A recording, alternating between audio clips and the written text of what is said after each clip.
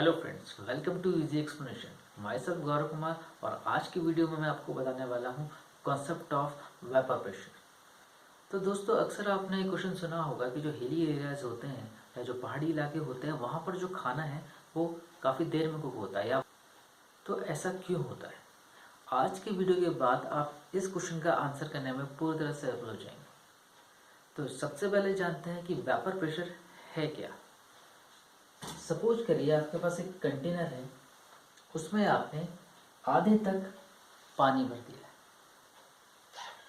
है। अब इसके बाद आपने आधे में जो एयर बची हुई है उसको आपने सारा निकाल दिया है और इस कंटेनर को आपने सील बंद कर दिया। अब आपके पास ये वाला जो एरिया जहाँ पर पहले एयर थी, यहाँ पर क्या है, वैक्यूम है। सारी की एयर आपने निकाल दी और यहाँ पर ये इस एरिया को आपने इवैक्यूएटेड कर दिया। इसके बाद जब आपने इसे हीटअप किया तो आपका टेम्परेचर राइज हुआ। टेम्परेचर राइज के कारण आपका इवेपोरेशन स्टार्ट हुआ। जब आपका इवेपोरेशन स्टार्ट हुआ तो यहाँ पर वेपर्स फॉर्म हुई। तो यहाँ पर तो वैक्यूम था, अब यहाँ पर जो ये वेपर्स फॉर्म हुई है, इन्होंने इस लिक्विड पे एक प्रेशर एक्सर्ट किया। यही प्रेशर जो नीचे को लग रहा है लिक्विड की सरफेस पे और लिक्विड पे, इसी प्रेशर को हम क्या बोलते हैं, वेपर प्रेशर। तो क्या समझे हैं वेपर प्रेशर में कि जब आपने एक कंटेनर में जो आप पानी भरा हुआ था उसे आपने हीटअप किया, जो वेपर बनी, और यही वेपर ने जब वापस पानी में आपका एक प्रेशर एक्सर्ट किया, इसी प्रेशर को आपने क्या कहा, वेपर प्रेशर कहा। अब ये तो था वेपर प्रेशर के बारे में। अब आगे कुछ और चीज़ें पढ़ते हैं जो रिलेटेड हैं वेपर प्रेशर से। सबसे पहले तो हम ये जानते हैं कि जो इवेपोरेशन है वो होता कैसे है। तो देखिए, अगर आपका टेम्परेचर 0 केल्विन से जरा भी ऊपर है, 0 केल्विन यानी absolute zero temperature. Absolute zero temperature वो टेम्परेचर होता है जहाँ पर हम मानते हैं कि पार्टिकल में मोशन नहीं हो रहा है। यानी हम मानते हैं कोई भी सब्सटेंस है, उसके जो पार्टिकल्स है उसमें कोई भी मोशन नहीं होता है -273 डिग्री सेंटीग्रेड और 0 केल्विन पे। इसी को हम बोलते हैं एब्सोल्यूट जीरो टेम्परेचर। तो अगर कोई भी टेम्परेचर 0 केल्विन से ऊपर है तो हम मानेंगे कि उसमें कुछ ना कुछ आपका वाइब्रेशन हो रहा है। तो ये जो वाइब्रेशंस होंगे ये आपके रैंडमली किसी डायरेक्शन में भी हो सकते हैं। अब जो ये वाइब्रेशन है, जैसे जैसे आपका टेम्परेचर बढ़ेगा वैसे वैसे ये वाइब्रेशन भी इंक्रीज होते रहेंगे। जितना ज़्यादा टेम्परेचर बढ़ेगा ये वाइब्रेशन उतने ही ज़्यादा इंक्रीज हो जाएंगे। एक और बात कि जो सारे मॉलिक्यूल्स हैं, जो ये सब एक ही स्पीड से वाइब्रेट नहीं हो रहे होंगे। कुछ हो रहे होंगे बहुत तेज़ी से, जैसे ये रेड वाले हैं। कुछ हो रहे होंगे आपके धीमी स्पीड से, जो आपके ये ब्लैक वाले हैं। तो जो ये तेज गति वाले या जो फास्ट वाले जो आपके मॉलिक्यूल्स हैं, ठीक है, ये आपके अगर सरफेस तक पहुंच गए तो इनमें इतनी एनर्जी होगी कि ये सरफेस को तोड़ के बाहर निकल जाए।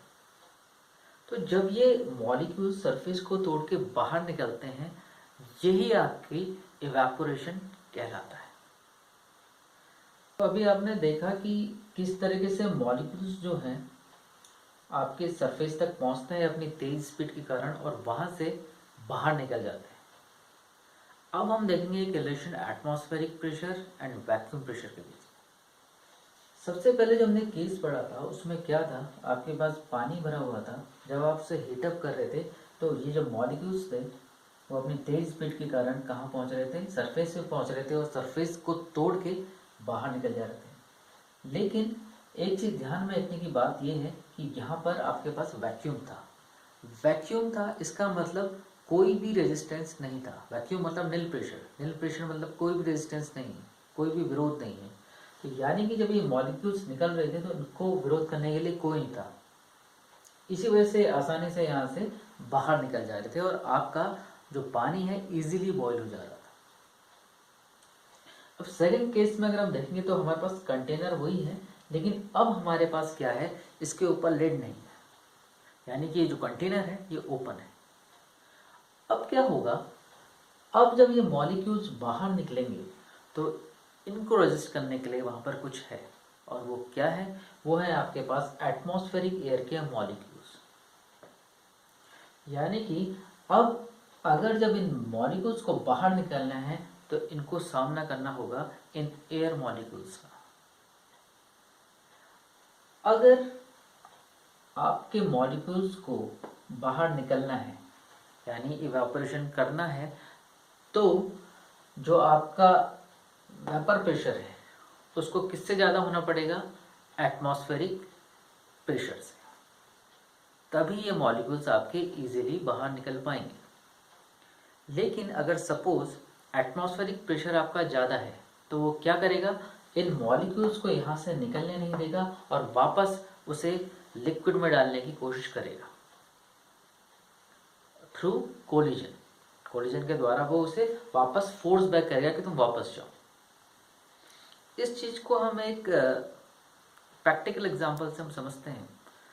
सपोज करो आपको यहाँ से ट्रेन से दिल्ली जाना है। अगर हम बात करें यहाँ की तो हमारे यहाँ से संपर्क क्रांति एक ट्रेन है, वो चलती है मॉर्निंग 9 चलती है दिल्ली के लिए और 4 बजे दिल्ली से पे पहुँच के वहाँ से वापस आ जाती है।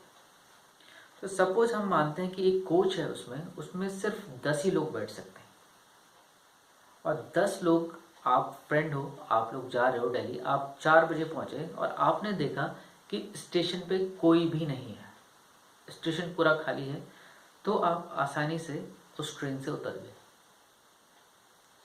केस नंबर 2, सपोज करो आप उसी ट्रेन से गए और जब आप दिल्ली पहुंचे तो वहां पर 5 लोग उस स्टेशन में खड़े थे। जब आप बाहर उतरे तो आपको उन लोगों ने रेजिस्ट किया कि वो चढ़ने की कोशिश कर रहे थे, लेकिन आप नंबर में ज़्यादा थे, आप 10 थे, आप लोगों ने उन्हें चढ़ने नहीं दिया, आप लोग उतर गए वहाँ से। तो यहाँ पर रेजिस्टेंस था तो, पर उतना नहीं था। केस नंबर 3, आप यहाँ से गए और बाहर खड़े हैं 20 जने। अब 20 जने हैं और अंदर सीटें हैं सिर्फ 10, तो इट्स ऑब्वियस कि वो लोग कोशिश करेंगे कि हम लोग पहले, जो जल्दी जाएगा उसे सीट मिल जाएगी। तो जब आप उतरने की कोशिश कर रहे थे तो वो लोग आपको बहुत ज़्यादा फोर्स कर रहे थे कि हम पहले चढ़ेंगे ताकि हमें सीट मिल जाए। तो वो आपको फोर्स कर रहे थे अंदर, ट्रेन के अंदर, वापस जाओ पहले हम चढ़ेंगे। तो इस एग्जाम्पल को अगर हम रिलेट करें जो मैंने आपको बताया, तो जो नंबर 1 केस था कि आप गए और स्टेशन खाली मिला, यानी कि जब मॉलिक्यूल्स निकलने की कोशिश कर रहे थे सरफेस से तो यहाँ पर वैक्यूम था, तो कोई रेजिस्टेंस थी नहीं, आसानी से आपके मॉलिक्यूल्स बाहर निकल गए और आपका इवेपोरेशन हो गया। केस नंबर 2, जब आप स्टेशन गए, आप लोग 10 थे और बाहर 5 लोग थे, तो वो केस ये है कि जब वेपर प्रेशर ज़्यादा है और एटमॉस्फेरिक कम है, यानी कि आप लोग ज़्यादा थे और बाहर लोग कम थे, तो यानी मॉलिक्यूल्स जब निकल रहे हैं यहाँ पर, ये निकल रहे हैं लेकिन रेजिस्टेंस आपका कम है, एटमॉस्फेरिक प्रेशर कम है, तो वो इतना दबाव नहीं बना पा रहा है कि उसे वापस भेज सके। ठीक है, तो यहाँ पर भी इवेपोरेशन हो जा रहा है। लेकिन जब एटमॉस्फेरिक प्रेशर ज़्यादा है, ठीक है, केस नंबर 3, जब वो लोग 20 हैं और आप लोग 10 हो, ठीक है, तो ये एटमॉस्फेरिक प्रेशर क्या कर रहा है? इन मॉलिक्यूल्स को बाहर निकलने नहीं दे रहा है, ये इनको रोक रहा है और फोर्स कर रहा है कि वापस ये लिक्विड में जाओ। और ये कैसे हो रहा है? कोलिजन के थ्रू हो रहा है। तो ये था आपका रिलेशन एटमॉस्फेरिक प्रेशर और वेपर प्रेशर के बीच में। अब हम देखते हैं बॉइलिंग और वेपर प्रेशर के बीच क्या रिलेशन है। ठीक है, तो अब देखिए, जो ये केस था यानी कि जिसमें एटमॉस्फेरिक प्रेशर ज़्यादा था, तो ये आपके इस लिक्विड को बॉयल नहीं होने दे रहा था क्योंकि इवेपोरेशन नहीं हो पा रहा था। तो जैसे जैसे आपका एटमॉस्फेरिक प्रेशर बढ़ेगा वैसे वैसे आपका जो बॉइलिंग पॉइंट है वो भी इंक्रीज करेगा, क्योंकि जो एटमॉस्फेरिक प्रेशर जो होगा वो उस पर दबाव डालेगा कि नहीं, इवेपोरेशन नहीं होना है, ये मॉलिक्यूल्स को सप्रेस करेगा, जिसके कारण वो प्रॉपरली आपका बॉयल नहीं हो पाएगा। पानी आपका गर्म जरूर हो जाएगा लेकिन आपका इवेपोरेशन नहीं होगा। अब देखिए, जैसे जैसे आपका प्रेशर कम होगा, ठीक है, जैसे आपका प्रेशर कम होगा वैसे वैसे ही उसका बॉइलिंग पॉइंट भी क्या, नीचे आ जाएगा। क्योंकि जब आपका एटमॉस्फेरिक प्रेशर कम होगा तो यानी कि ये जो एयर मॉलिक्यूल्स हैं ये ज़्यादा रेजिस्टेंस पैदा नहीं करेंगे, जिस कारण इसके मॉलिक्यूल्स जो हैं सरफेस से इजीली ऊपर चले जाएंगे और इवेपोरेशन हो जाएगा। लेकिन आप सोचोगे अगर बॉइलिंग पॉइंट नीचे आ रहा है तो कुकिंग आपकी जल्दी हो जाएगी, तो ये आपकी गलतफहमी है। ऐसा नहीं होता है। जब आपका बॉइलिंग पॉइंट नीचे आ गया, सपोज करिए हम मानते हैं कि जो एक्सपेरिमेंटल से प्रूव्ड है कि 1 एटमॉस्फेयर पे आपका जो वाटर है बॉईल होता है 100 डिग्री सेल्सियस पे। अगर आपका प्रेशर नीचे आता है तो ये आपका 98 डिग्री पे बॉईल होने लग जाएगा, 97 पे हो जाएगा, 50 डिग्री पे भी हो सकता है, 0 डिग्री सेंटीग्रेड पे भी आपका बॉईल हो सकता है। तो अगर ये 50 डिग्री पे अगर बॉईल हो रहा है तो ये आपको बबल्स फॉर्मेशन दिखेगी पूरी, आपको लगेगा बॉईल हो रहा है, लेकिन ये गर्म नहीं होगा, ये आपका ठंडा ही होगा, लेकिन आपको बस ऐसा लगेगा जैसे उबल रहा है। अब जो फूड आप पकाते हो उसके लिए एक प्रॉपर हीट की ज़रूरत होती है, ठीक है। तो अब अगर आपका जो टेम्परेचर है या आपके जो बॉइलिंग पॉइंट है वो 50 डिग्री पे आपका बॉईल हो रहा है, लेकिन उसमें हीट उतनी नहीं है, वो बॉईल आपको दिख रहा है पर उसमें हीट नहीं है, और आपके खाने को पकने के लिए कुछ प्रॉपर हीट की ज़रूरत है।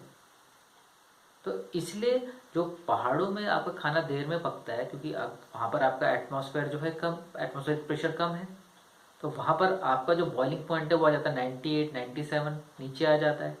नीचे आ जाता है तो आपकी बॉइलिंग तो जल्दी होगी, लेकिन उसमें इतनी हीट नहीं होगी। हीट नहीं होगी तो जितनी हीट रिक्वायर्ड है आपकी कुकिंग की उतनी आपके फूड को नहीं मिलेगी, तो इसलिए वो लेट पकेगा। अब जैसे जैसे आप ऊपर जाएंगे, 1 एटमॉस्फेयर से ऊपर जाएंगे, 2 एटमॉस्फेयर, 3 एटमॉस्फेयर, वैसे वैसे आपका जो बॉइलिंग पॉइंट है वो बढ़ जाएगा। तो ये था आज का टॉपिक हमारा वेपर प्रेशर के बारे में। आगे बेसिक मैकेनिकल इंजीनियरिंग के और भी टॉपिक्स हम इसी तरह डिस्कस करेंगे इस चैनल पे। आप लोग इस चैनल को सब्सक्राइब करें जिससे कि कोई भी नया वीडियो मैं अगर डालूं तो आपको उसका नोटिफिकेशन आ जाए। Thank you.